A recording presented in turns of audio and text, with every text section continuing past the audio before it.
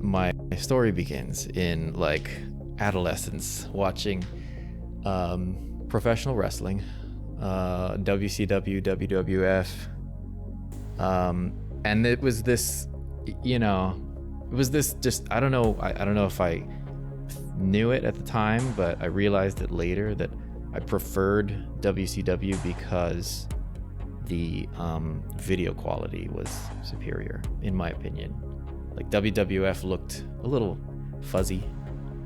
I like to be around and document and kind of like take portraits of people when they're practicing what it is they're passionate about. Like, I don't think there's anything better than that.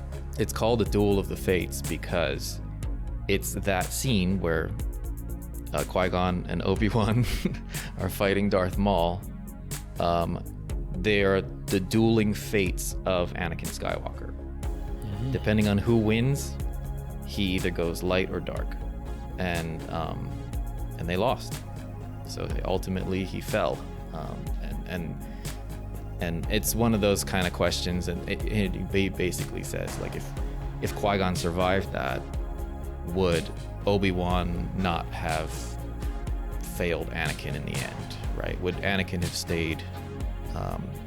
Because Qui-Gon was more of a rebel than the other Jedi. They were kind of stuck into politics at that point and a little too rigid for his liking. And he was like, no, we probably could use a little love here, like nurturing this boy needs a father kind of thing. And he gets killed. And we see what happens after that. But yeah, anyway, getting back to, what we were talking about, just story, we can learn from all of these things, right? And watching movies it could be very useful for somebody who's trying to learn how to communicate better visually, because they do it well. The good movies do it without saying anything. They show you. You can vary in intention in infinite ways, right? Sometimes people want pictures just for themselves. They're never going to share them. They're never going to publish them anywhere. Sometimes people want them for commercial use, right? So they are going to be out there in public selling something. Sometimes people want them to tell stories. Maybe they're part of a bigger project, a long-term project.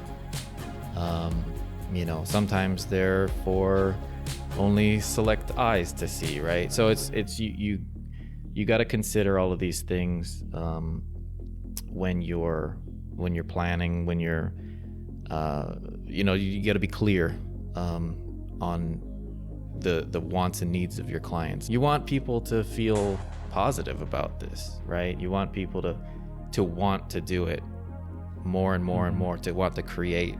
I just find it really interesting to scour the internet and look at maps and just imagine, okay, how did we get the current form of English we speak? Well, it was a little bit of old Celtic, and then Old English, which is part Anglo-Saxon, and then Norman French with the William the Conqueror invading, and then voila, we have over half our language is French.